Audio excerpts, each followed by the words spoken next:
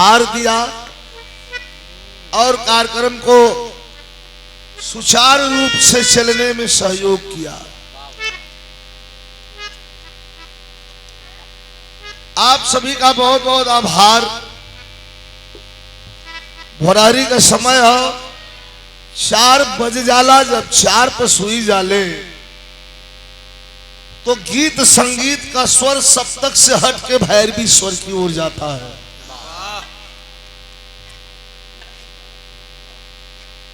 तनी भैरवी स्वर भी लगाना है।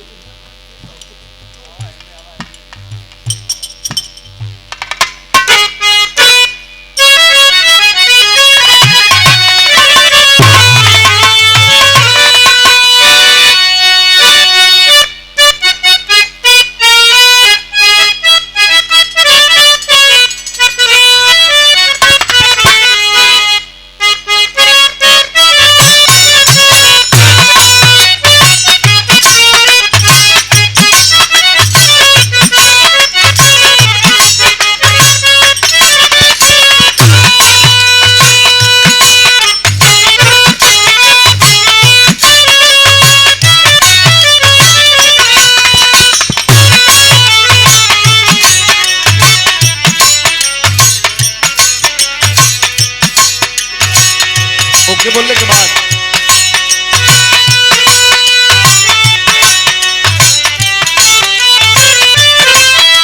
अच्छा बात से दिया भाई। अरे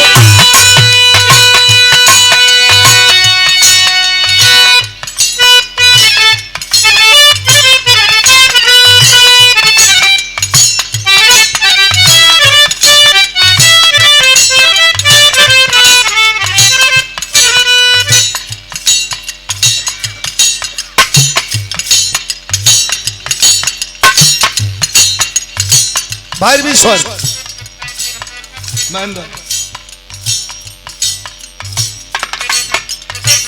रंग दे चुनरिया, रंग दे रंग दे रंग दे रंग दे रंग दे रंग दे रंग दे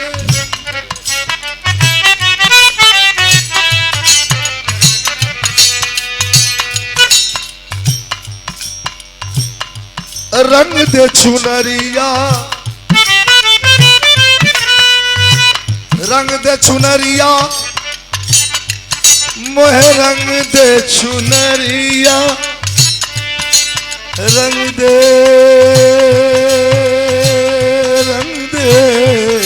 चुनरिया।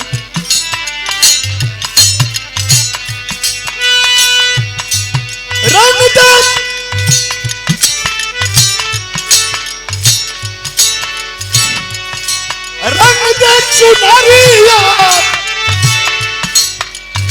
रंग दे चुनरिया,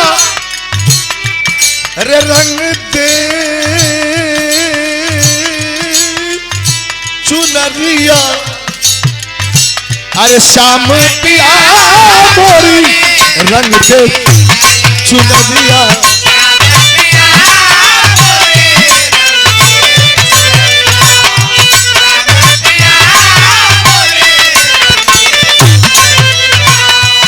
ऐसी रंग में रंग दे, रंग दे रंग दे, ऐसी रंग में रंग दे कि रंग नहीं छूटे।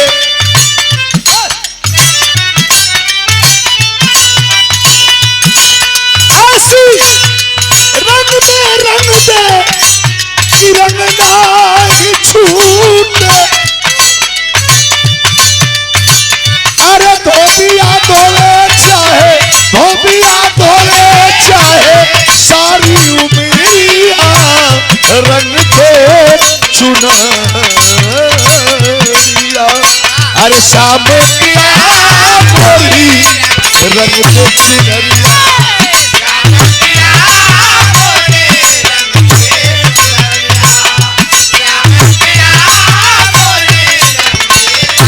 वाह,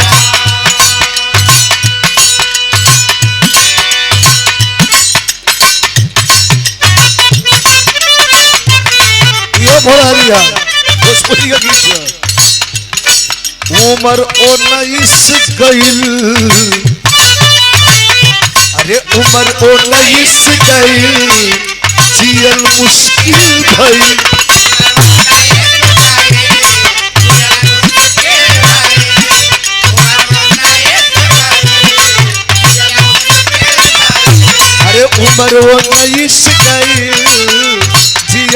मुश्किल भई रूप जेना करावे संसार में, रूप जेना करावे संसार में, सीटी मारे लाम गवा बाजार में, सीटी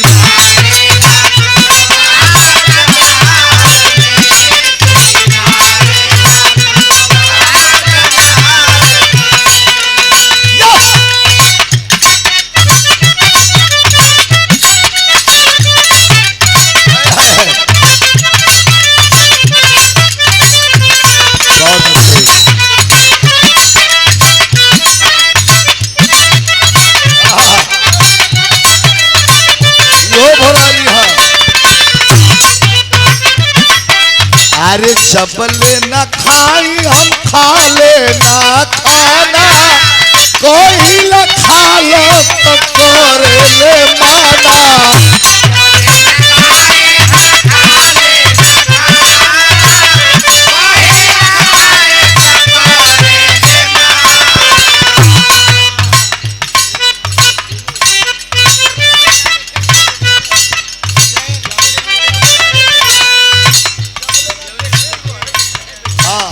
जबले न देखे रहे बेचैन, रोज घरे आ जाले करके बहाना,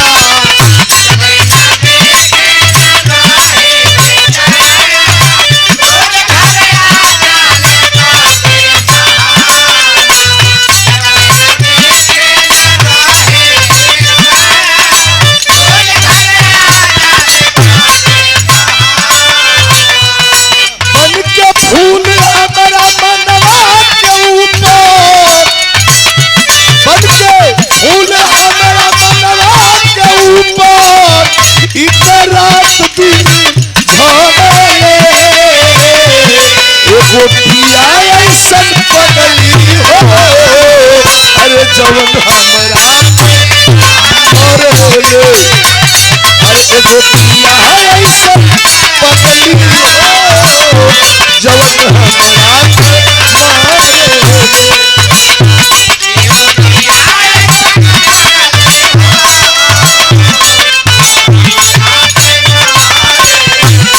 और ये देखें नगपुर के धरती से शानदार 200 रुपए का पुरस्कार हमारे छोटे भाई दिनेश बाबू के द्वारा सवेरे सवेरे भोरहरी का ही पुरस्कार हो, प्यार हो भैया का, प्यार से आप लोग बैठल रहा। देखे भोरहरी का छोटा सा गीत,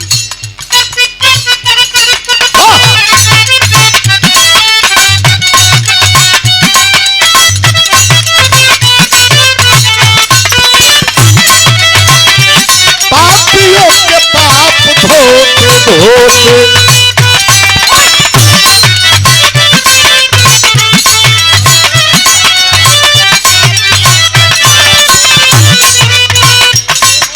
और ये देखें बहुत सुंदर कलाकार ढोलक वादक मास्टर जो हमारे छोटे भाई त्रिभुवन के साथ संगत कर रहा है बच्चा आकाश कुमार, नाम बड़ा खूबसूरत, काम भी बड़ा खूबसूरत है। और मेहनत करिए, समाज में जवन भी काम करे खूब मेहनत से करे। सुनाते हो जब दिखला हम बोला लगला तो समझ तुम्हार जोर फाटा लगला, आज जब गावे लगे तो लगना भाई। आकाश कुमार बहुत सुंदर ढोलक वादक जो ढोलक पर संगत कर रहे हैं, बहुत बहुत शुभ आशीर्वाद, धन्यवाद। भोरहरी का गीत हो, आप लोगों से हम नीता भैया से कहली भी भैया 4 बजे हो कलेक्टर कुछ छोटा सा गा जाए विदाई आप लोगों से ऐसे ले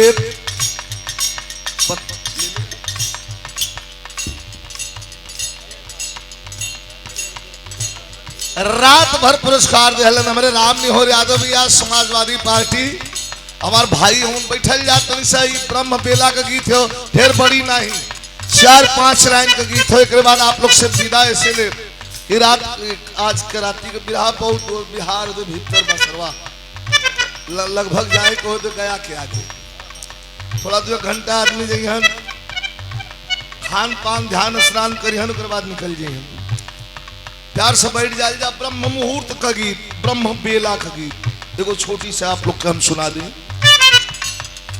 और पुरस्कार दिला में राम ने बहुत प्यार मिलल, बड़ा सहयोग मिलल, जितना का उम्मीद नहीं रहल त्रिभुवन, जितना का उम्मीद नहीं रहल उतना उम्मीद से आप लोग सुनलन, प्यार दिलन, स्नेह दिलन। और यही सच्चाई हो, ये सोनभद्र के धरती के सोनांचल कहल जाला, कुछ लोग वनांचल कहलन, लेकिन सचमुच हीरा है, सोनांचल है।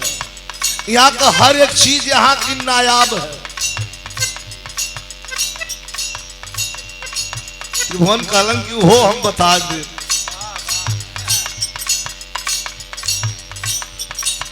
अरे भाई हम कहाँ खोलत है, मुसाफिर बात पहुंचे नहीं। अरे यार तुहार इज्जत हमारी, हमारी इज्जत तुहारी, कहीं गिर के लेटा जी बात जान जाऊँ लेटा।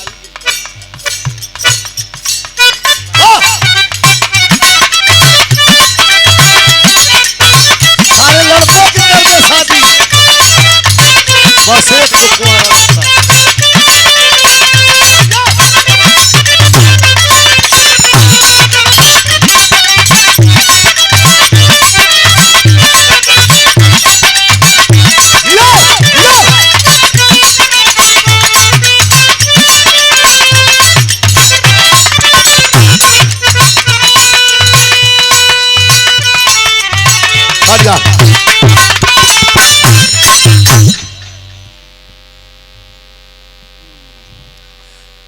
भोरारी का बेला, भोरारी का प्रणाम ले लिया लोगन, तनी शांति बनाला, तनी काम का चीज एक और हो जाए। सुबह का टाइम हो, यही टाइम रहल जो नहीं गीत हम सुना हो जाए। प्यार मिला, स्नेह मिला, दुलार मिला, सबसे बड़ी बात कि आप लोगों का आशीर्वाद मिला। माननीय अच्छा हमारे शिष्य बहुत अच्छे कलाकार, इनका कहीं कार्यक्रम था या नहीं पाए। छोटे लाल देहाती लिखे माननीय गुरु जी, सादर चरण स्पर्श।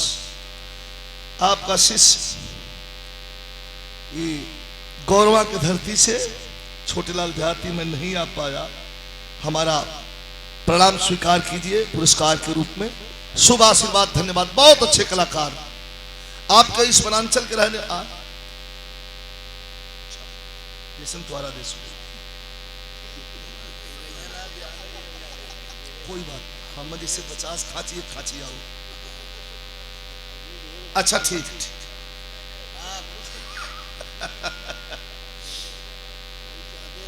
ठीक है भाई, हम कहाँ नाराज करते हैं, हम तो चाहते एहू पर, हम तो इतना ढीठ है कि एहू पर बंद कर दिले हुई और लोग आराम से छुट्टी दे देते।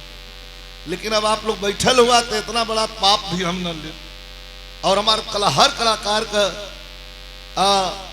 कोशिश हो ले अपने कला के बदौलत आप लोगों के खुश करे। और जो कलाकार खुश नहीं कर पौलस त्रिभुवन तो कलाकार नहीं है। हाँ, गा के बजा के एंटरटेनमेंट करके भाई लोगों को खुश कर दे, वही कलाकार है।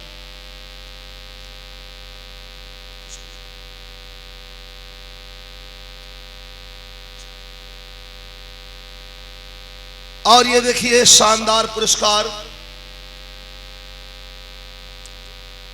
अच्छा, लोक गायिका रजनी मौर्य, रावटगंज सोनभद्र, एक बार जोरदार ताली से सम्मान करिए। इस सवेरे चल लो कहा तू रतिया भर लो कार्यक्रम था,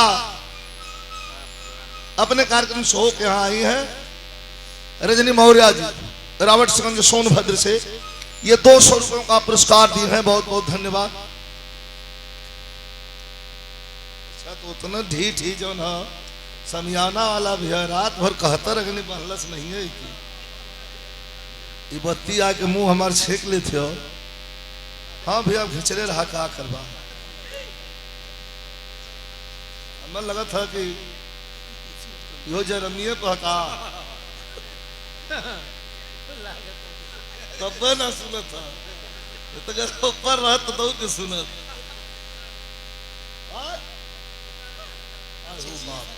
25,000 में भी ना सुना था। चला ठीक है भाई। बड़ा प्यार है, बड़ा स्नेह है।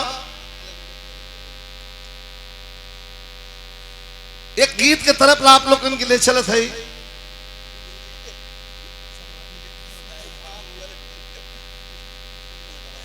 गुरु जी तो उनको गुरु जी जौन हो तो वंश का हंस हो, यहाँ आके इनका ब्लड लड़ गया। वीर लोरी के सामने पत्थर हो में बस बस उतना चाह दो तो साल भर रोजी रोटी के चल गई।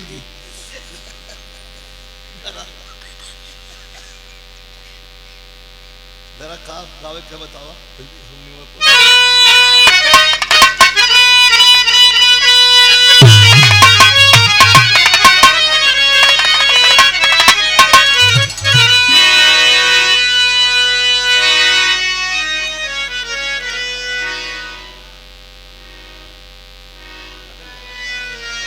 तने मौजदार चीज हो जाए हो।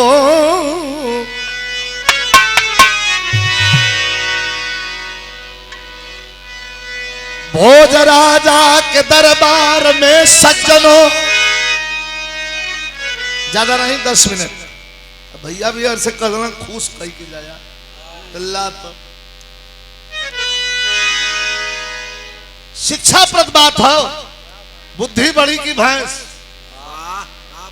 बोल साले उस्ताद बताइए हुआ मैं उस्ताद पर बुद्धि को भसूर हो का बताइए जरा।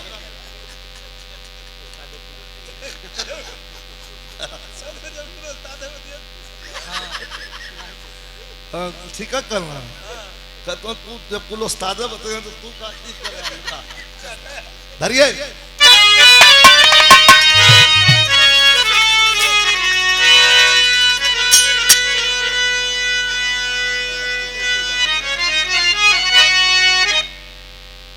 भोज राजा के दरबार में सज्जनों, नाचती नर्तकी एक नूर रही। नाम था लक्ष्य हीरा, नरम थी उमर, गदराई जवानी में नूर रही।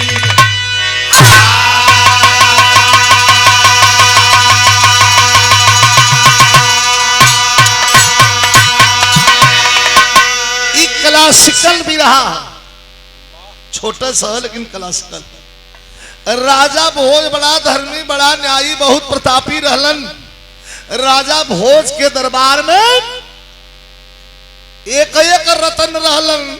अच्छा देखा सुना, इज्जत करे वाले आदमी के यहाँ ही आदमी जाला। जब आदमी इज्जत ना करे, आदमी जान गल कि हाँ इज्जत नहीं मिलत तो वहां नहीं जाला। भोज राजा 2-3 चीज का बड़ा, हर आदमी में कुछ न कुछ कमी हो। लाइन हम गाइला त्रिभुवन सुन ले होगा कि कमी और बुराई सभी में भरी है, बिना तो कमी का कोई आदमी नहीं है। गगन में कमी है, जमी में कमी है, खुदा की कसम तो सभी में कमी है। कमी गर न होती ये जीवन न होता, कमी गर न होती मोहब्बत न होती। हमारी कमी बस तुम्हारे लिए है, हमारी कमी बस तुम्हारे लिए है। जिगर में है 16 नजर में नमी है। कमी अगर न होती तो जीवन न होता। बहुत विद्वान का लिखल हो। भोज राजा का दरबार लगल हो, दरबार में एक एक गाना बजाना, गावे वाला, बजावे वाला, शेरो शायरी पढ़े वाला, वो में 7 गो रतन बैठल है। रतन मतलब बलवान मतलब विद्वान। कोई कवि में सबसे महान कवि के रहल बैठल, महाकवि कालिदास। कल का महामूर्ख, आज का महाकवि। जिस पेड़ के डाल पर बैठा था भैया, उसी डाल को काटने वाला एकाएक भगवती का पहरा हुआ वही हवा में पड़ गई लन, बस उठा लेंगे हाथे पर। वो जो कह दिया वही सही हुआ, जो बक दिया वही सही हुआ, जो लिख दिया वही सही हुआ, और विद्वता भरी हुई थी। सबसे ऊंचा आसन राजा भोज लगौले रहलन महाकवि कालिदास का। दरबार सजा हुआ है, आज नए साल का जश्न मनाया जा रहा है। जैसे आज साल में एक बार गोवर्धन पूजा के पावन मौके पर एक तरफ वृंदावन बिहारी लाल यदुवंश कुलभूषण भगवान सच्चिदानंद श्री कृष्ण को याद करके और फिर लोरिक के इस बाहुबल को याद किया जाता है इस मारकुंडी पहाड़ी पर। उसी तरह साल में एक दिन महल को दुल्हन की तरह सजा दिया गया है और लोग अपनी अपनी कला का प्रदर्शन कर रहे हैं। क्यों कविता पढ़त बनेगा के करना बोलो थे दवा इतना सब मार मार को सारल हो नहीं सही भीतर सुतल जला रात अल्लाह को प्यारे हो गए हैं एकदम बिस्किट।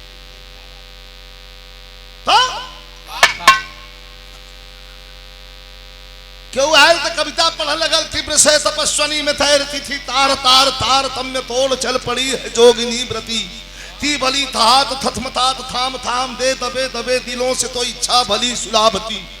सके हुई पढ़त बा केहू बाल भी विशाल भी कराल ज्वाल जाल मानो लंक लील बे को काल रसना पसारी है। सब अपन अपन कह कह के जात बा।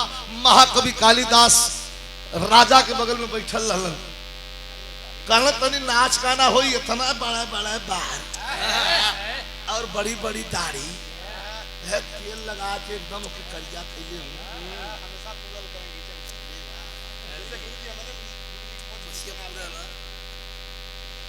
बड़ी बड़ी मोछ धलक जन घींचला बार घींचला 25,000 ले ले हो घींचले लाख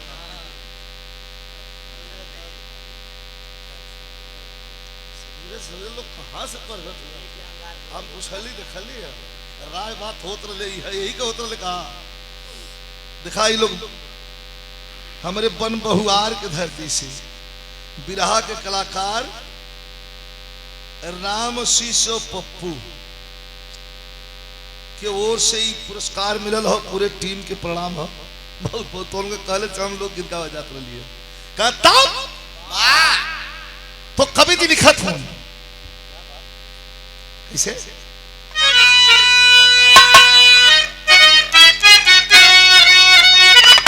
हाय हाय हाय हाय गजल का अंदाज हो कि हर तरफ एक कि हर तरफ एक अंधेरा सछाने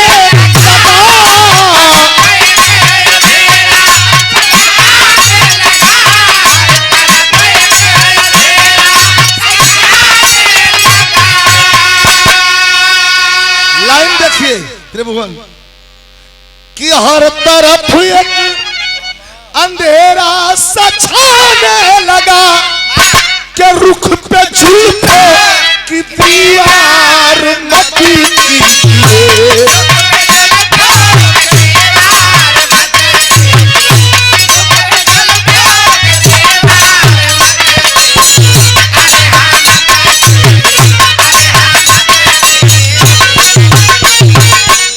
कि हर तरफ एक अंधेरा सछाने लगा रुख पे जुल्फो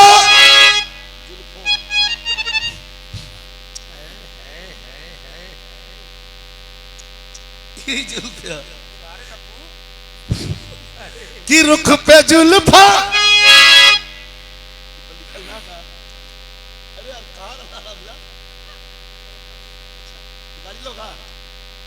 और हमारे छोटे भाई रामविलास यादव जी 500 रुपया पुरस्कार दिलन बड़ा फायदा भाई गाड़ी आवत जाते भेंट हो जाते हमारे भाई होन छोटा बहुत बहुत शुभ आशीर्वाद धन्यवाद भैया के सब बहन के प्रणाम। कभी कहना हो कि हर तरफ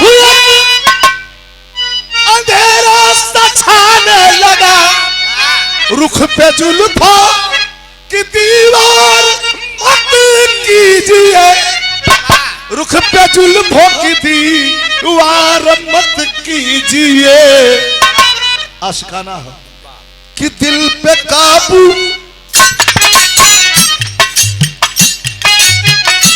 दिल पे काबू नहीं है खुदा की कसम।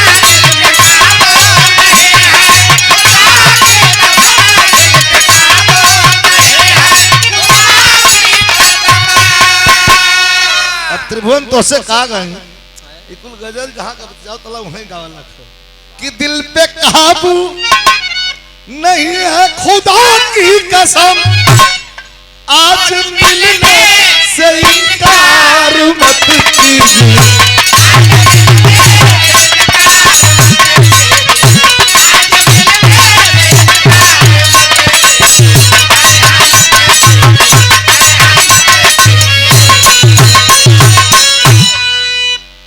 दुल्हन की तरह नगर सजे रहे तो कभी कहा था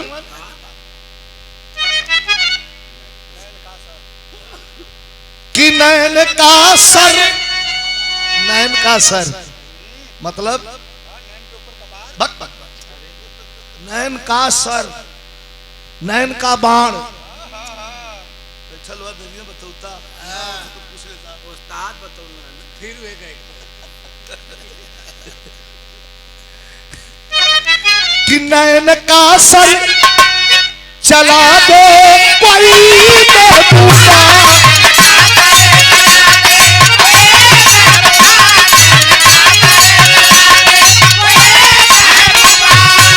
अरे नैन का सर चला दे कोई महबूबा, एक कसबी घायल होती जाएंगे।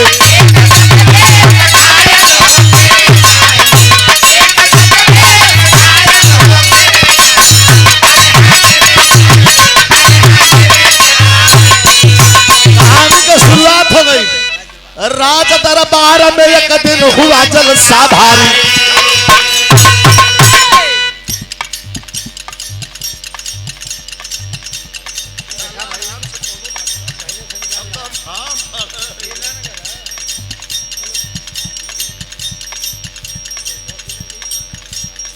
अच्छा प्रयागराज इलाहाबाद की धरती से हमारे छोटे भाई महागुरु उस्ताद राजा रामपाल के नाती हैं। आपके द्वारा ये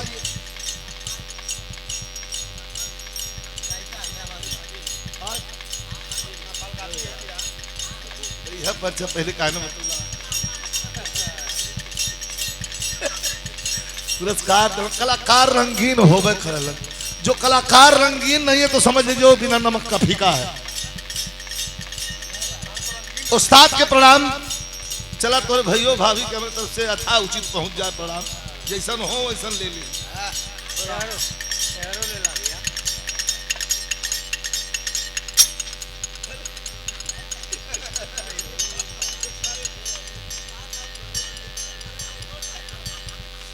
अरे काली था उस्ताद राजा रामपाल के नाते हुए और प्रयागराज इलाहाबाद से सपना पाल का देवर हुआ और का कुछ संबंध के विषय में बता।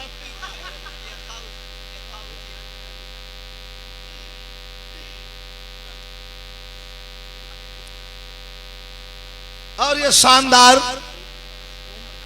हमारे वह में नाम भुला लिया, ओम प्रकाश भैया के द्वारा लोग आते हैं लोग जाते हैं, बैठा है आगे होते सुन ला 10 मिनट जा रुक जाते हैं अपन। हाँ सवेरे सवेरे अपन काम भी हो जाता भैया, बढ़ा ला ऊपर वाला तनी से, बहुत बढ़िया माइक है, तनी ब्रेक करत रहा। हाँ थोड़ा सा बम बम।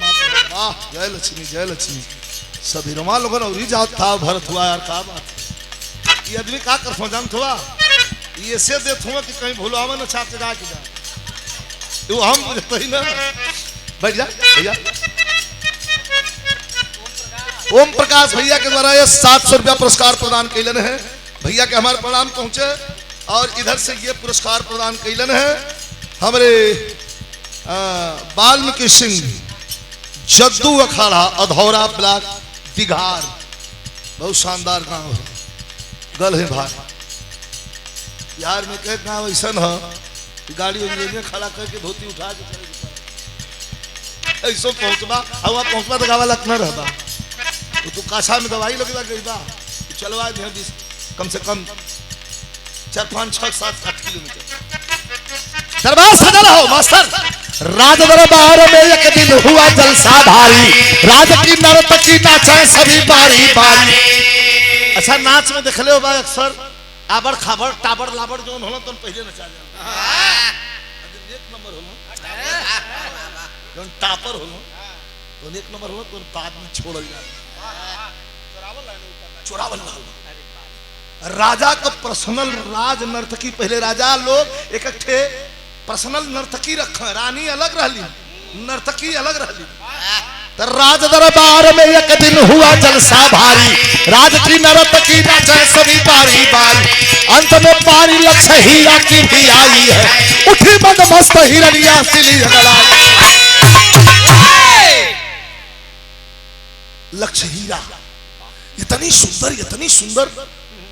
हमारे छोटे भाई त्रिभुवन बतौलन यहाँ पर बतावाला भैया कि जहाँ खूबसूरती होले वही जो लक्ष्मी वही जो सरस्वती।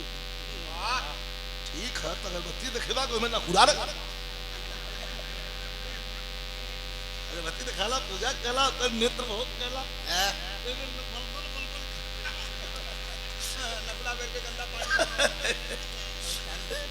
ठीक है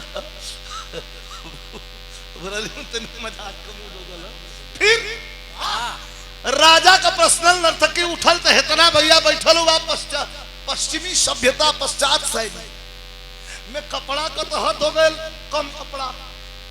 काहे कम कपड़ा पहनल जात हो कि हमार खूबसूरती उभर के सामने आई और बदसूरती हो जाले। जितना कपड़ा में संग बंद हो उतना खूबसूरती और अट्रैक्शन खुल गल कुल खत्म। कपड़े में सजी हुई ढकी हुई लक्ष्य हीरा राजा की पर्सनल नर्तकी आज इतना घूंघट कैले बा साज सज गयल सबको टकर टकर निगाह कर वही पर बाकी तन घुघुटवा खोल देते कर मुंह देख ले जाता। महाकवि कालिदास ऐसे निहुर ताकत राजा क्यों नहीं आवे यार सीधा उठा बैठ जा फिर कहा कि वहां तनी लोग जा भाई अटेक्शन है यहाँ खोजत है देखा बतिया होगी जब गरेरा मार के घुमा जब आज जब घाघरा का चुन्नी मार के और गरेरा मार के तबला के पीछे थाप पर आज जब एक चक्कर धड़ा के टक्कर के घूमल जा सबका कलेजा मुंह में आगे लिखलाइन गौलस का गौलस कि बलमा बेदारी दी बलमा बेदारी दी बलमा बेदर्दी बलमा बेदर्दी नहीं जवानी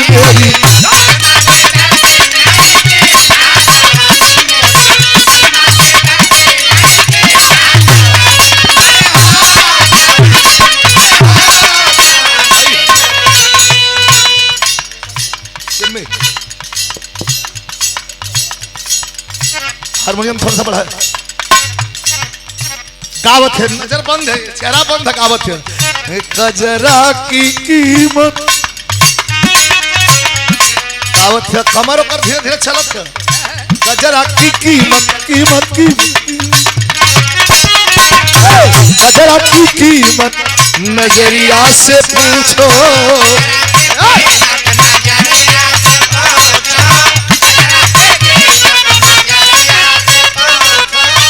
गजरा की कीमत नजरिया से पूछो जियरा है और जियरा कत्ल कर दीना जवानी मेरी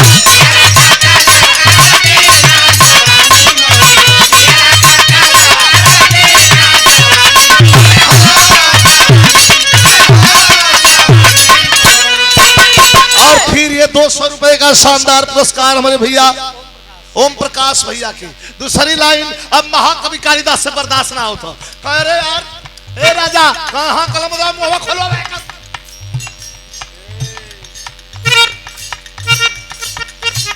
राजा हो जैसे इशारा के असरफी झोली में भरल हल इनाम ऐसे दिया, यहाँ तो इनाम हाथे में दिया था नो, असरफी झोली में भरल रहा, मखमली झोली उठा के वह छन दे फेंकल जाए अचरा में लोग।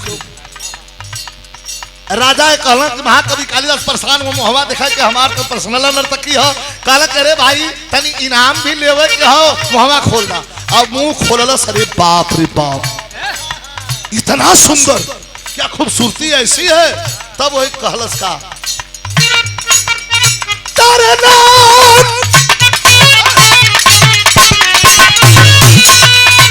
विरह की दर्द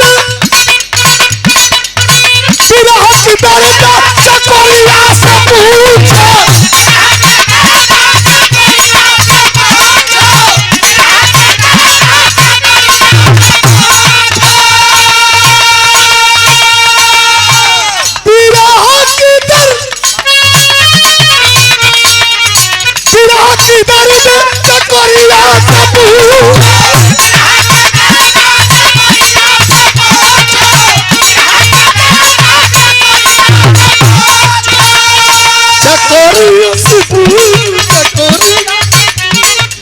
चकोरिया से पूछो जिसका है के द्वारा शुभ आशीर्वाद, धन्यवाद, तरक्की करें, दीर्घायु हो। गाना बजाना खत्म भयल पंचो, सब अपने अपने घरे जाए लगल। नर्तकी भी इनाम अकराम कुल बटोरलस, सजल जौन हो तो लहंगा चुनरी इनाम में रखले, छम छम पायल बजावत लगत राती को 1:30 बजे 1 बजे गाना ओकर बंद भयल। लेके जवन बात तो चल रहलस कि दरिया बाब का जाई गाड़ी घोड़ा से। राजा कहला बग्गी मंगवाऊं, का नहीं सरकार कहरत चल जा पैदल। आगे आगे नर्तकी चलल। भैया भैया 2 मिनट आओ, ए भाई 2 मिनट आओ का करवा बर्दाश्त हो कितना हो, पैसा ले ला। हमारे ओम प्रकाश भैया के द्वारा ये पुरस्कार फिर मिलल हो, 3रा पुरस्कार। भैया के बहुत बहुत प्रणाम बा। राजा जी कहलन कि तब पैदल चल जा टहरत, और कुल शागिर्द साजबाज वाले पीछे पीछे आगे आगे। हुस्न की परिजनाथ इंद्र के दरबार का अप्सरा है, लहंगा चुनरी पहले धीरे बड़ा वजन कपड़ा, छम छम छम छम पायल बजावत आगे आगे जाए। महाकवि कालिदास भी निकलन कि राजा हमहू जाब, कहाँ बड़ी कृपा हुई, आपो आराम कैले जाए, आप कभी हुआ।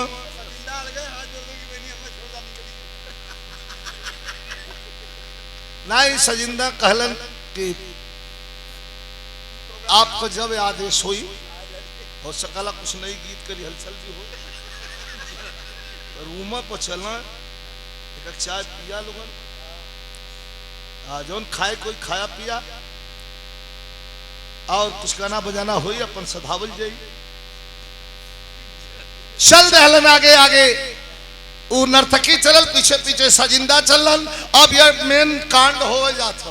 महाकवि कालिदास राजा से छुट्टी लेके चलन, जाए के हवे हर तो चल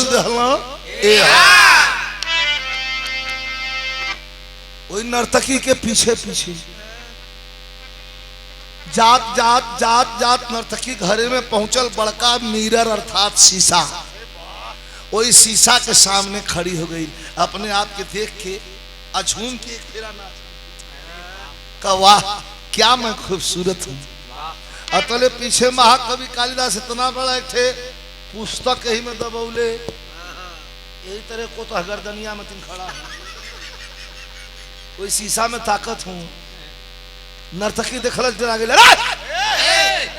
कवि जी आप यहाँ कैसे? भाई तो इज्जत करत बा। कवि जी कहला ऐसा ना हो कि हमारे एक चीज चोरी हो। कवि जी चोरी हो गई तो यहाँ कला तो वहीं चोर ले हो लगौला कभी आई चोरी हो गई है तू हम छोरौले हो नर्तकी रोए लग हमरे कथुआ का कमी है राजा का हम नर्तकी हैं हम जवन मांगी तवन हम मिल जा मालिक आप हम चोर लगा अब लगल कह सुना रोआ मत हम भाई खोलत ना है खोल दे तो तू जान जी का खोलबा का बतिया बतावत हो का हमार चोरी भलो कि तुमने तो ऐसी नर्तकी से कवि जी कहते होंगे तुमने तो ऐसी चोरी की तुमने तो ऐसी चोरी की दिल मेरा दीवाना लूट गया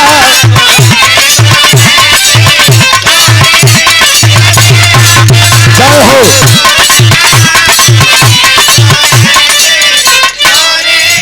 तुमने तो ऐसी चोरी की दिल मेरा दीवाना लूट गया ऐसा चीज चोरौले हो कि मैं प्यास सारे गामा पा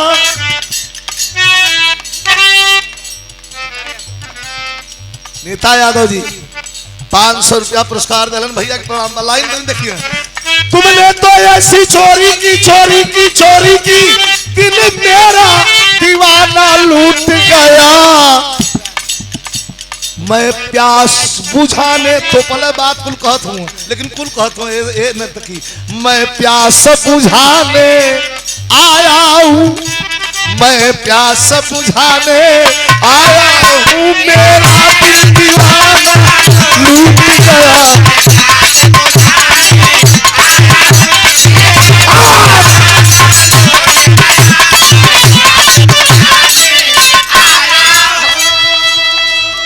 भैया नीट टूट गई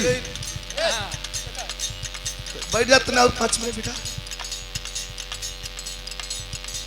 नर्तकी जान गई तुमने तो ऐसी चोरी की दिल मेरा दीवाना लूट गया मैं प्यास बुझाने आया अब ना जान जाई नर्तकी रोवे लगे कहे आप का कहत हुआ आपका पर्सनालिटी के मारा गोली आग लगल है भड़कत है 16 प्यार चाहिए स्नेह चाहिए तुम्हारा तारा नाम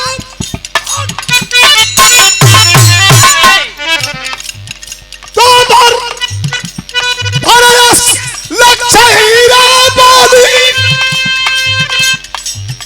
और जलती है समा तो जलने दो राजा नर्तकी हूँ कवि जी राजा की सेवा करने को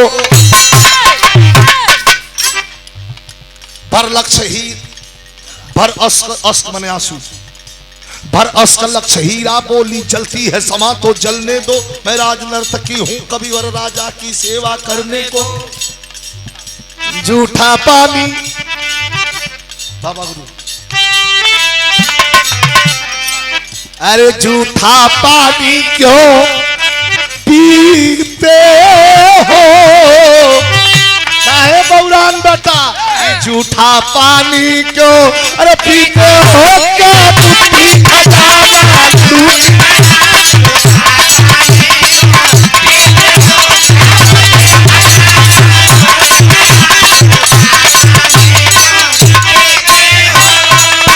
अरे महाराज 2-3 मिनट और भैया हम समझते हैं अब टाइम हो गई बात झूठा पानी क्यों पीते हो क्या बुद्धि खजाना लूट गया अरे महाराज आप क्या कह रहे हैं आपका माथा ठीक है कहे माथा ठीक ना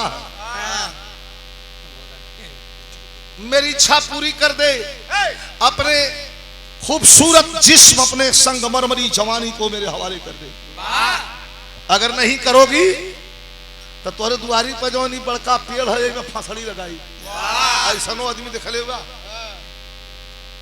नर्तकी जान गई कि मर जाला का अच्छा ठीक है तो तिरिया चरित्रम दय्यम न जाने तिरिया चरित्रम पुरुषस्य भागम क्रिया का चरित्र और पुरुष का भाग एकर कोनो ठीक ना हक कब करवट ले ली। नर्तकी कहलेस कि ठीक है अंतिम हो तनी गौर कर 2-3 मिनट और बड़ी मजे का बात है। नर्तकी कहले ठीक है अच्छा आज तो हम न चले गौले बाड़ी थकायल हई काल है आया पानी गोलियाल नहीं दे बल भक मत बात काल है आया तुहार जब मन तुहार आय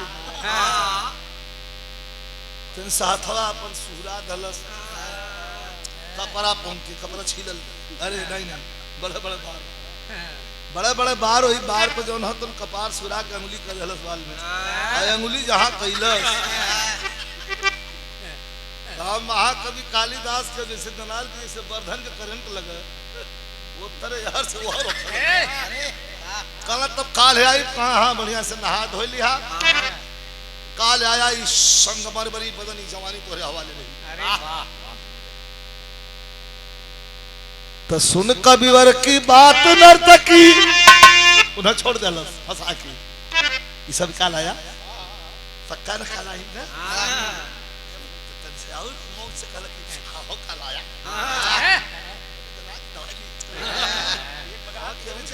तू काल कला फड़ा कर गड़बड़ा हो जा सुन कविवर की बात नर्तकी गरीब हो रे दरबार घर सुतल ना सवेरे में उठल चल दरबार में सुन कविवर की बात नर्तकी गई भोरे दरबार अरे कालिदास की बात रातकी कहने लगी तिखार हमारा पीछे अरे हमारा पीछे भंवरा भइला तैया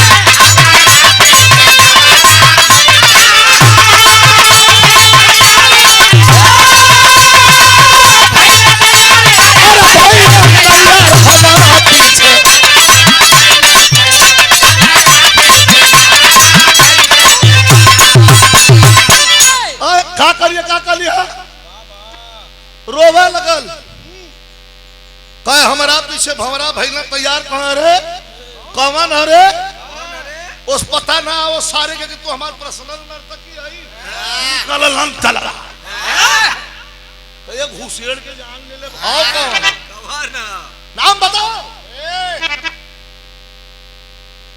कह महाकवि कालिदास राजा तलवार भक्त से म्यान में डाल देना तोरे मत नाचे वाली 1000 नर्तकी पा जाई इतना बड़ा विद्वान महाकवि कहां पाई जो बोले राजा सुनो नर्तकी कर दो कवि का पूर्ण विचार लेकिन एक शर्त बुला करके शेष पर अपनी जवानी का स्वाद उन्हें जरूर चिखाओ लेकिन एक शर्त पर बोले राजा सुने नर्तकी कर दो कवि का पूर्ण विचार लेकिन इसका पहला उनका बुढ़ावा देना दाढ़ी पूर्ण पीछे अरे हमारा पीछे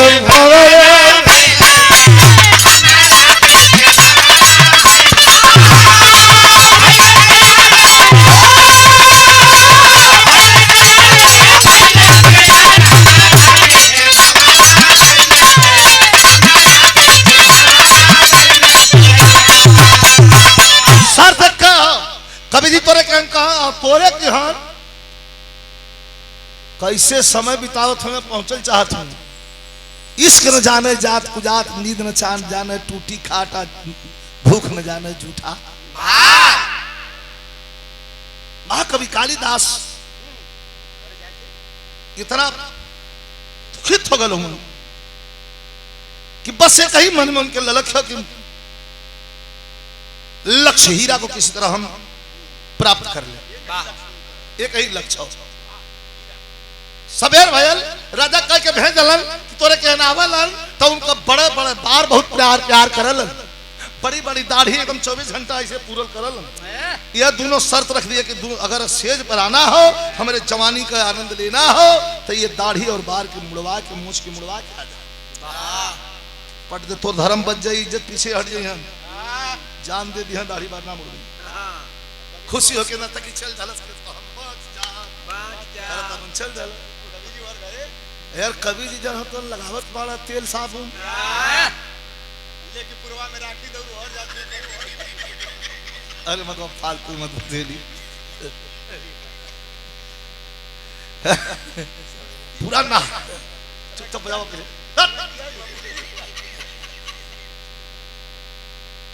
पूरा अपन तैयार सवेर होत 7 बजत बजत जोड़ी डाल आके दरवाजे पे दरवाजा ठक ठक नर्तकी खोलस कवाड़ी रोज वाला कवि जी ना हो आइए आइए स्वागत है अंदर जब वहीं घुसल तो देखना थे नाऊ पत्थर पर पानी गिरा के अपने मन का टेवत था थोड़ा गुस्सा में हो के टेवत कभी जी देखना तो नहीं से घुसूक के पीछे कहां करे ई करे भैया मुसलमानी ना न करबे का करे ई कैसन सरवा चोरिया कर तक तक कचकचा कचकचा किसन टेवत रे का था कवि जी ऐसा ना कि प्यार कर रही कि हाँ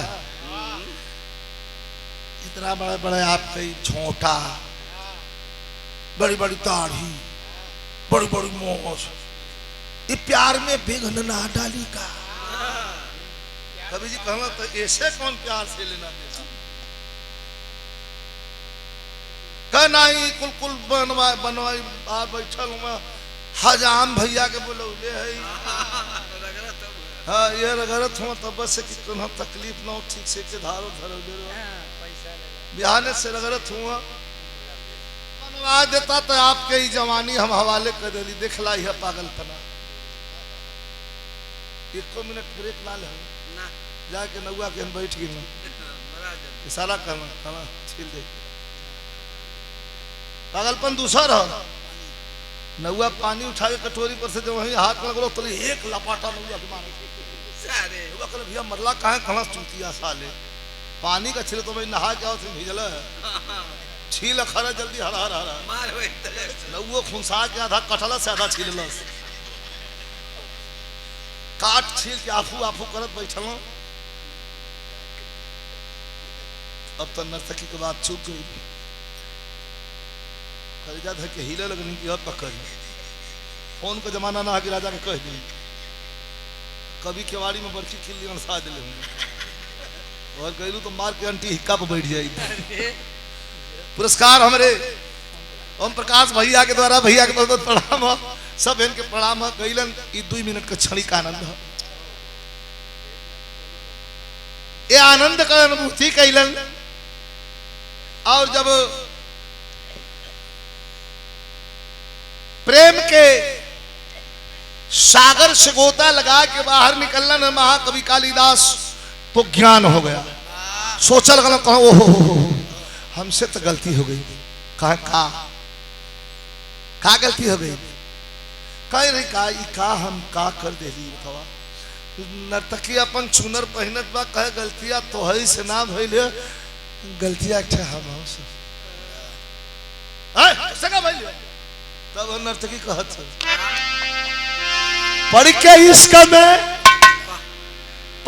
इश्क में भूल गई लागी नवा रंडी बाजी में अरे पढ़ के इश्क में भूल गई लागी नवा रंडी बाजी में चौपट कैला तू अपन की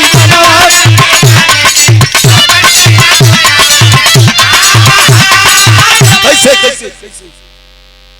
कह कि वही राजा के कहले पदहली है तोहर दाढ़ी बार मुड़वाई हो अब तक जी के धाज पसर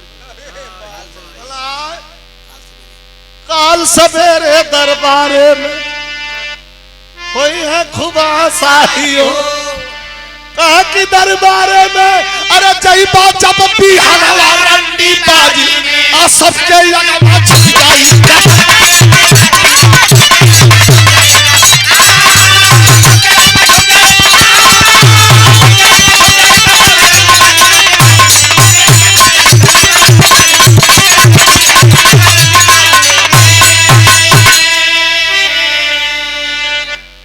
राजा जी कहन जइबा वह तक कह के मुड़ो बता दलस कि शर्त रखले रहना कि तरह कह देबू तो अपने दाढ़ी बार से मुझसे बहुत प्यार करना, तुम्हारी इज्जत भी बच जाइए कि बनवैया भी ना तो से भेंट भी ना हुई।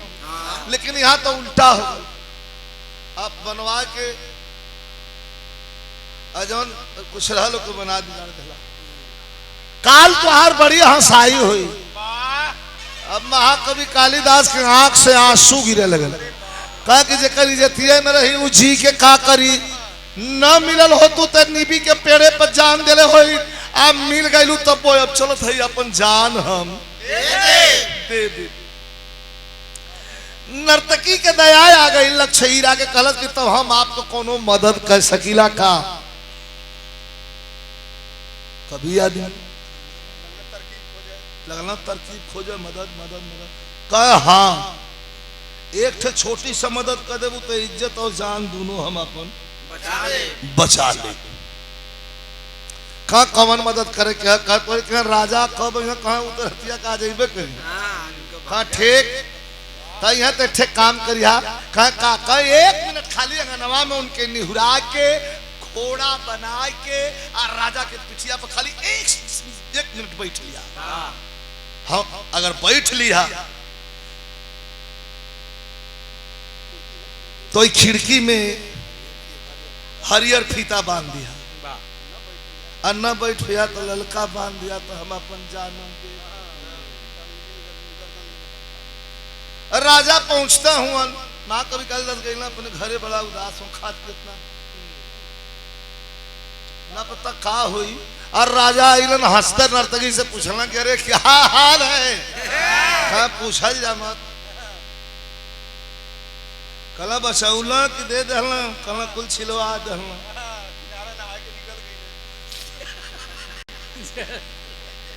कहा कुल बनवा दहलन। हंसला राजा बड़ा जोर कहा तन गाना बजाना सुनावा काल के हम बताओ थे दरबार में सजगल साथ नर्तकी तबले के थाप पर गावे लगल मास्टर यह गावत है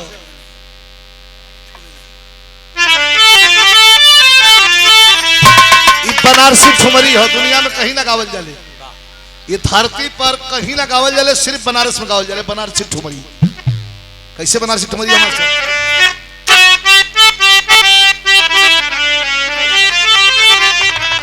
बदल्ला कुछ हो बदल ठुमरी कुछ हो बजाता गुरु बा ठुमरी कुछ हो बजाता।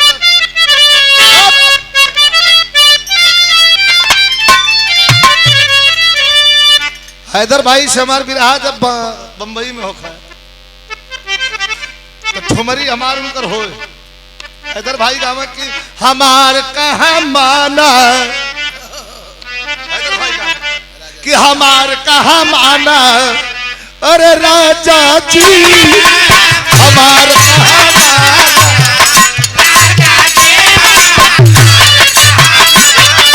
अरे 100 दिन के लंबे लंबे बाल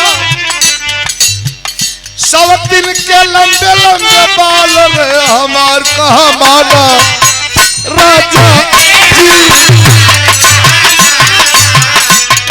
जाना 100 दिन के लंबे लंबे बाल 100 दिन के लंबे लंबे बाल रे उलझ मत जाना है राजा जी।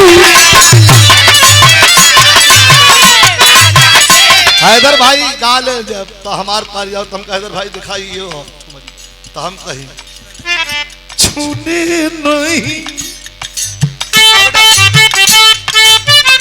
छूने नहीं दूंगी शरीर शरीर अरे छूने नहीं दूंगी शरीर नजरियों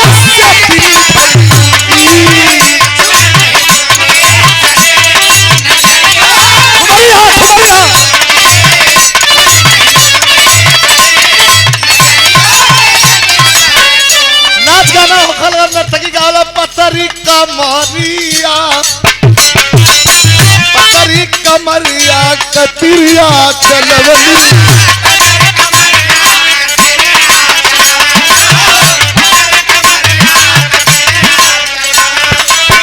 राजा के छतिया है राजा के छतिया पर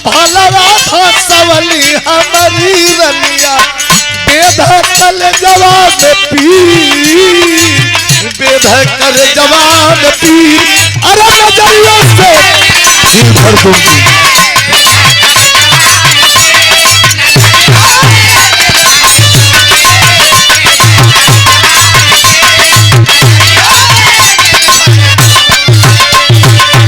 हिल डोल रहा है। आखिरी है 200 रुपए का पुरस्कार हमारे नगपुर से छोटे भाई दिनेश बाबू के द्वारा शुभ आशीर्वाद सब भैया लोगों के प्रणाम। खूब नाच गाना हो था, गाना बजाना खत्म भल इनाम में खुश वही राजा कला नर्तकी बहुत रियली प्यार करता हूं मांग ले ना। कोनो आदमी खुश होला तो कला भैया बहुत तबीयत खुश है जवन कहा तुम कह दी तो राजा हठ बाल हठ त्रिया हठ राजा हठ करी तो जवन कह दई तो कह के मानी मेहरारू त्रिया हठ मेहरारू अड़ गई हठ कह ललत तो घर में द्वार फोड़वा के मानी। अगर लड़का हठ कर गल छोड़ तो के गिलास में हाथी चाहिए भले प्लास्टिक करो। राजा कला मांग मांग मांग मांग मांग जन मन करे मांग कह देबा कहां दे कह के हम घोड़ा पर बैठो। कवि जी का इज्जत बचावे राजा कहला घोड़ा पर बैठा कैसे घोड़ा करे 2 बजे थोड़ा घोड़ा सुबह भेज दूंगा 2-4-10 घोड़ा भेज दो बैठ लिए कहना है तनिया बेरा बैठा। राजा कहता है 2 बजे रतिया कैसे घोड़ा वासा लिए फालतू काम करती हो।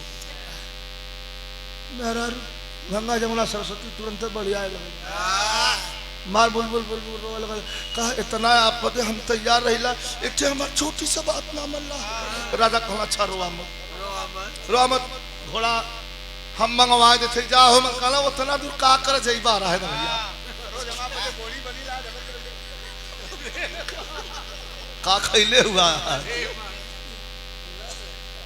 का बैठाला सरकार कहां रे घोड़वा मंगावे ते कब झूठे मंगाईबा कहा तो कहां घोड़ा आई रे तब कहां थे दिखाई का के घोड़ा बना लागल यार राजा अरे घोड़ा बना लागल यार राजा जवनियों में जीव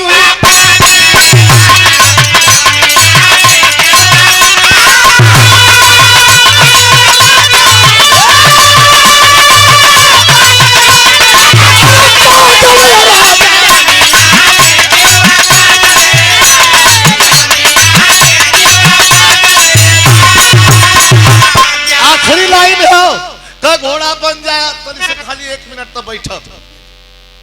राजा कहला कि हम बन जाए कह ना बन सकल का अंगनवा में तन सब बन जा तन सब बैठ ले। तिरिया चरित्र में राजा जी फांसी के अब भइला बकैया चढ़ल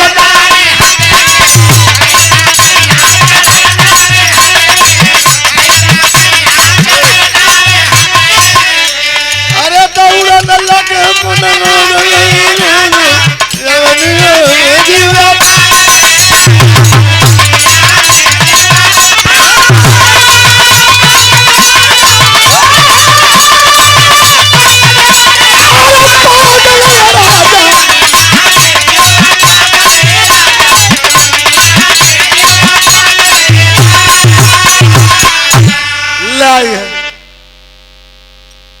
अंगना में जाके घोड़ा हो गया निहुर गई छौक के आछे दे बैठल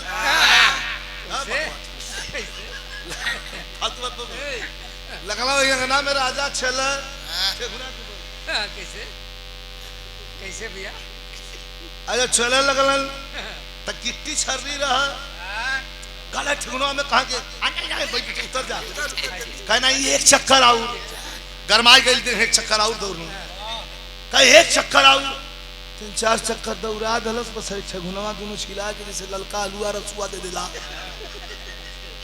ओई तरह की खड़ा भइल तब तो ना जाना 5 मिनट बैठला बतियावे में जब फिर खड़ा भइल तो आके के खड़ा भइल तान दल जो होगा चलन कैसे कले तो कुछ लगा लो हाथ का के अब जाए जा घर में लगा हमार जान गेली कि आप प्राण से बढ़ के हम प्यार करला कल हाँ तोहरे को के हम प्राण से बढ़ के प्यार कर राजा आइलन सवेरे सूत के उठत हो ठेगुना मुड़ते ना चलत कैसे अब लिया के कुएं में दवाई आई पोतला रोज अपन ऐसे ऐसे चलो ऐसे ऐसे अरे आज चली ना पावत हो अब ऐसे ऐसे चलो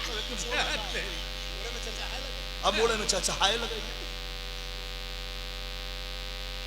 बांध देला हरियर का फीता महाकवि कालिदास देखला लगला दंड मारा कहां यार पहला नर्तकी कहन दौड़ल कल बहुत प्रसन्न है तो से बहुत प्रसन्न है नर्तकी कहला कि तुम ढेर प्रसन्न हो तो रजा में तीन ठेकाम चलना भाग कल फिर जिंदगी में तो से हमार कोनो काम न एक काम का जोन सजा हम देले है जोन बलि चढ़ौले है यही का भरपाई करते सवेर भले नहा के तनी तेल और लगा लेलन कपार चमकत है जैसे कामे में हेडलाइट मत दरबार सज गल जैसे आप लोग बैठल हुआ सब बैठल हो राजा सिंहासन को बैठल हूं मलहम मलहम लगल है कबो कबो इतना दर्द करता पर चचरा यार होता सवेर राजा दरबार गईल हर मुड़ावा मुड़ा कालिदास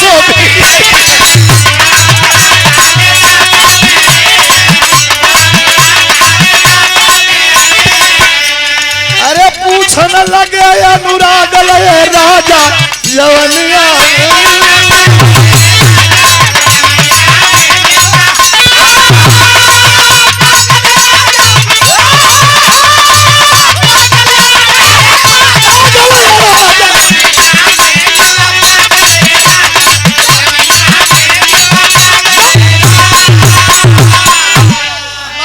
कालिदास के लमवा से देख के ठट्ठा मार के राजा हंसला आवाज मां कभी कालिदास हम पुस्तक ले लो हम बगल में हाथ उठौला हम मुश्किल में गला आवत है घोड़ा आवत राजा समझ ना पावत हूं आज राजा के बगल में सिंहासन छोटका ओइ पे बैठलन राजा मां कभी कालिदास के कपार सूरा आदमी हरा हंसा लगलन गुसिया के महाकवि कालिदास इज्जत भीतर भीतर करत हूं बस हाथ बढ़ा के जोन पट्टी सटले रहा पूरा फोड़ छिलेल का सहित है के बकोट ले आ जोर से छिलेल राजा कल खबरदार ठेगुना से मजाक ना ठेगुना छोड़ कहले आपका पार छुअत हुआ राजा बाबू हुआ तो हम गोड़वा ने धरत तो दूसर को पल अरे मदवा तो कसाई हुआ मदवा का कहे कौन कुछ भयल थोड़ा एक छके तो नोच ले लो खुनिया गेले आ दूसर का बार बार लपका बार राजा रोक बार लपका बार रोक राजा कहलन की आखिरी लाइन हो कहलन की बतावा ई पंच जानल चाहत हो कि जौन तुहार मुंडन भयल हो ई कौने घाट पर भयल हो घाट का नाम खाली बता दा हाउ कुछ याद घाट का नाम तो से ना पूछे तू मतलब फालतू घाट में थी सपाट घाट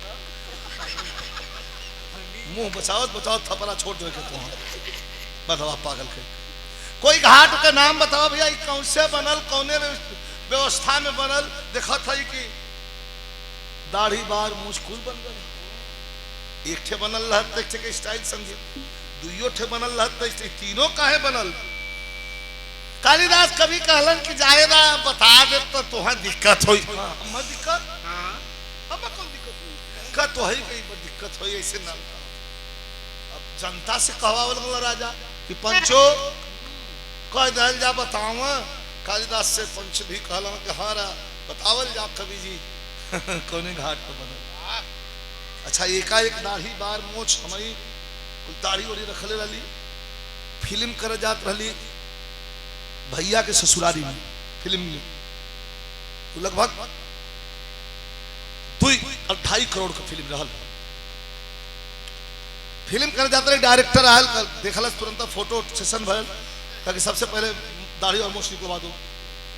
अब हम एक टाइम खाना नहीं खाई, हम कह रही हमारी दाढ़ी मोछ निकल गई, पागलपना गईली। जब वही छुड़ा चलो बाबा सबे के टाइम झूठ न बोला, छुड़ा त्रिभुवन भाई दाढ़ी तो सुना बोला, लेकिन मोछ पर जब वही छुड़ा चलो तो आंख से हार दे सांस काहे कि हमार सजावल सिंगार हो, लेकिन काम हो वर्क हो।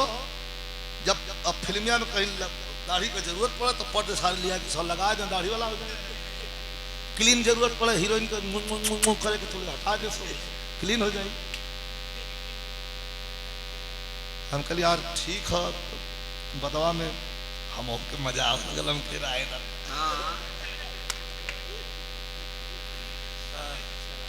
अब फिर पकू गई 2-4 स्टेप स्टेज जाई, 10 स्टेप स्टेज जाई कहीं ना पक्कल आज मोह लेनी कट मत ढेर पकड़ मार तो क्या वही तो बता देगा कसम है जो हे जाई यहाँ इतना सेम हुआ जगह। अब वो करखा लेके इमें लगावे के हम कहीं भी करखा से नहीं कहीं क्लीनर सेव रहा था सारी की है। फिल्म में जरूरत पड़े तो अपन लगा ले जला, लगा के काम कर ले घाट का ना हो बता दामी मेरे दोस्त, घाट के नाम बता दो दोस्त। कहा घाट का नाम कहा बताएं का नहीं बतावा, बड़ा दबाव बनो तब महाकवि कहला आप चुप हो जा कुल जाने। सुना घाट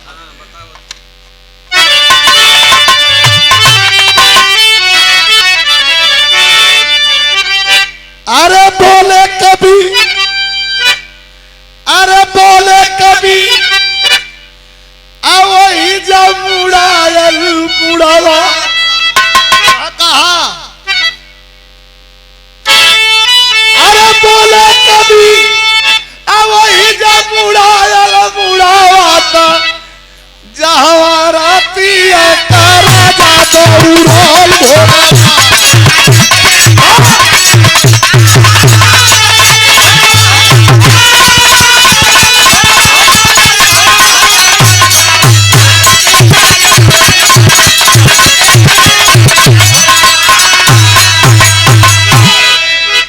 कभी वही से मुड़ायल मुड़वा जहवा रथिया का राजा दौड़ल घोड़वा। कैसन घोड़ा कैसन राजा कैसन घोड़ा कहा हाफा मत घोड़वा दरिया धैल बब्बा राजा को गुलकी चढ़ गई ऊपर कल नहीं कुल बात ना दूसर कल यह बात छोड़ दूसर बात ना बोले पेनायल लला यह बात हुई कैसन घोड़ा रहा लो बतावत हुआ कि मर रहल घोड़ा अरहल तिरिया सवार हो एक घटवा पानी पियल शेर होशियार हो।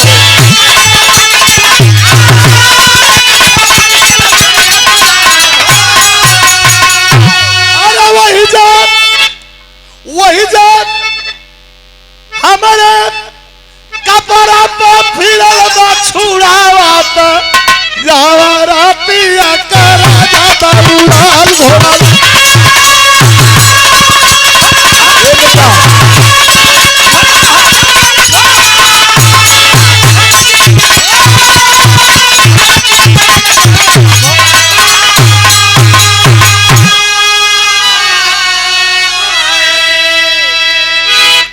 वही जा तुम 2 मिनट बैठ जा वही जा हमारे कपड़ा पर अच्छा मर्द थे घोड़ा रहल एगो मेहरुआ बैठ के टिक टिक आवत रहल वही जा हम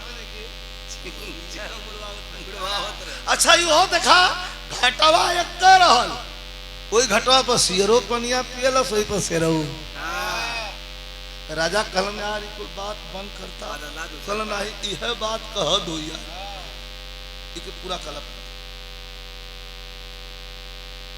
राजा एकदम पानी पानी हो गया कहा मुसाफिर बात पर्दे में बुद्धि बड़ी की भैंस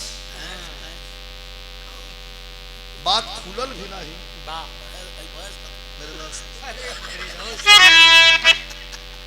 लज्जित भइला राजा पाके कभी का इशारा फिर नहीं कैले मजा कवा दोबारा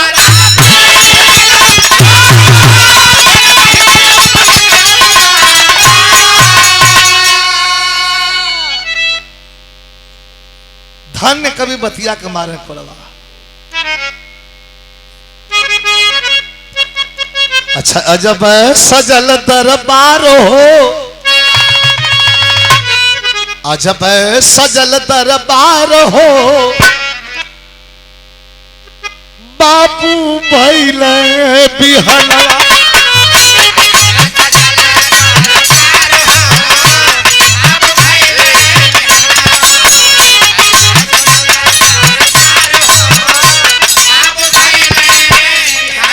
विरास कमानंद ना आई 4 लाइन ले ले जालो काहे की लिखित ना है कि लपेट समेत घसेट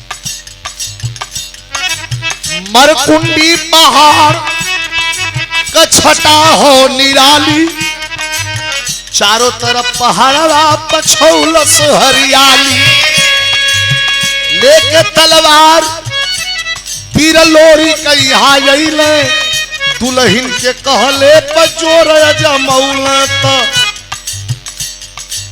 फाड़ दहला जिंदा पहाड़ हो अब तो होई उठना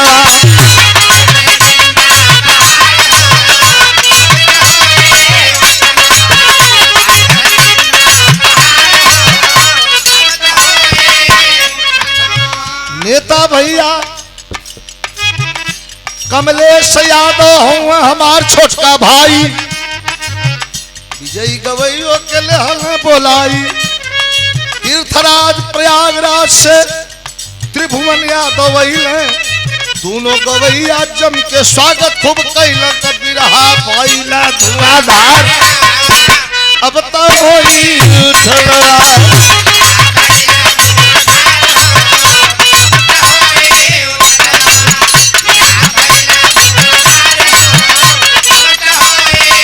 चंद्रभूषण यादव देखा भाई नाम सुना नाम जगह बुलाला कुछ इनाम देना आप कह चंद्रभूषण भैया का पहला इनाम चंद्रभूषण भैया सनहिया लगौल दे के रुपया स्वागत हमारी कैल परमेश्वर यादव महुआओ कहूँ भाई यहल कमेटी से नहीं लगाई परमेश्वर भैया अगर हो खाता आवा पैसा ना हो खाता के खाली हथवे मिलावा कहे कि बनल रही प्रेम व्यवहार हो अरे बाकी होई उठना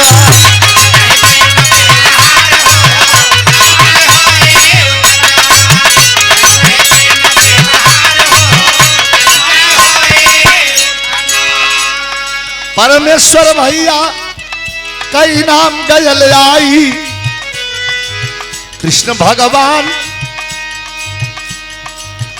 आशीष के सुनाई बलराम कृष्ण यादव नौता घर हो भैया कैल दोनों गवैयन का जम के सेवकैया लेके अइलन पुरस्कार हो अब तो उठना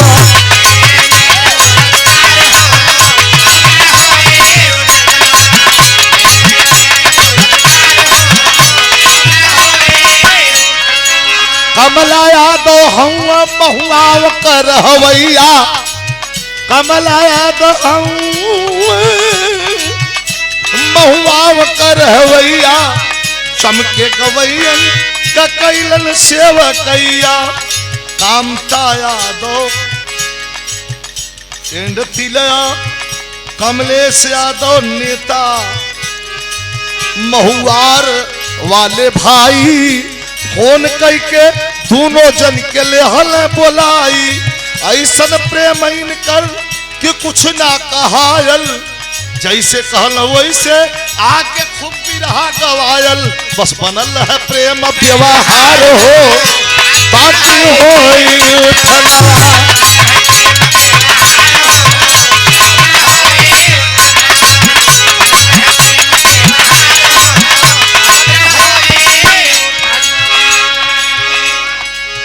गौतम यादव मरकुंडी का रवैया, लाल भरत यादव हुए हमारे भैया, तीसरा नाम हुए राजकुमार हो। अरे बाकी होई उठना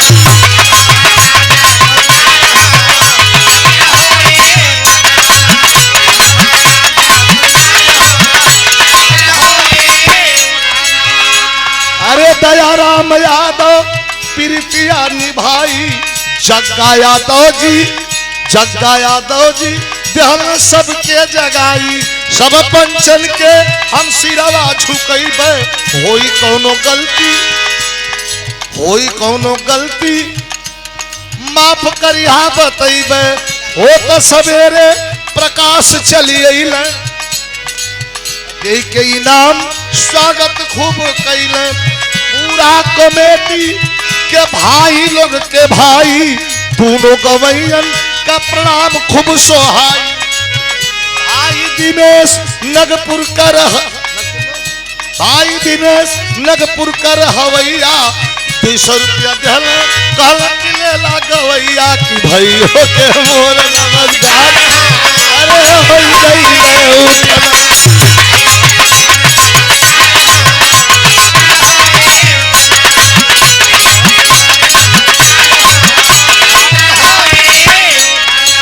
असली समाजवाद लोरिक देखवल है, असली समाजवाद लोरिक देखवल है।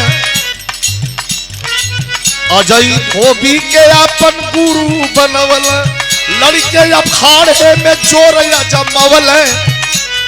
अरे लड़के अखाड़े में जोरया जमवल है।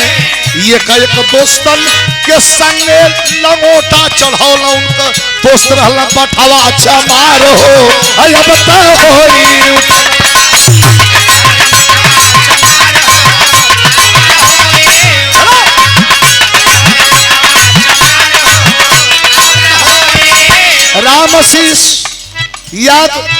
रामशीष बाबू सनहिया लगौल, अध्यापक मन बिरहा से लगवल।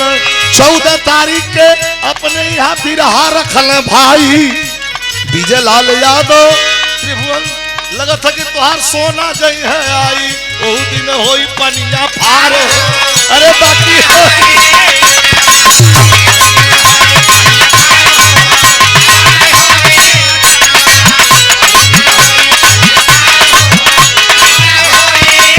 प्रदीप यादव प्रीतिया लगा के, 1 रुपया हमारे लगे आके। साउंड वाले साथी बहुत धन्यवाद बाटे भाई, बहुत बढ़िया बाजा जला रात भर बजाई। दोनों गवैयन के जम के गवौला, और लेकिन रात भर में एक बेर पाकिट में हाथ ना लगौला। वो तो सवेरे तू जल्दी से आवा, ना कुछ ओख कहत हवे मिलावा, कहे कि ई है बा प्रेम व्यवहार। अरे बाकी होई उठना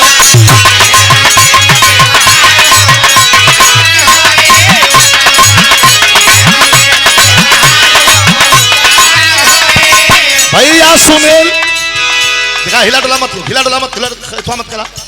भैया सुनील चौहान मिर्जापुर से अइल, विंध्याचल माई के चरण से लिपटैल। साउंड वाले भैया का देखा खुशहाली, रुपया थमौला तनी एक बार बजाना लोगन ताली, तई नहु के मोर नमस्कार। अरे बाकी होई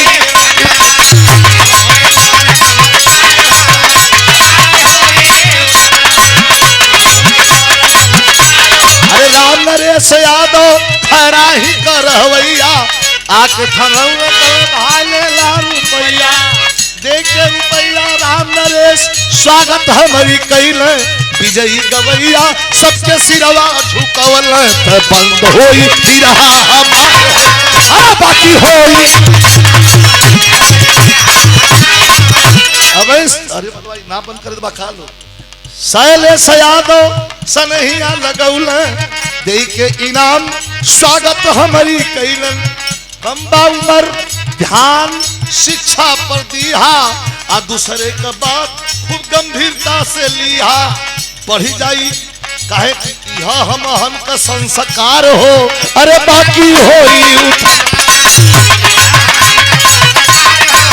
प्रदीप यादव अरविंद यादव ओबरा से भी अइलन मोहन भैया सनहिया लगौलन बहुत इनाम दिला अब रहे लो भाई गावत गावत विजयी अब गई न थकाई तब सब पंचन के एक बेर सिरवा झुकाई ओम प्रकाश भैया आपके प्रणाम बा सोहाई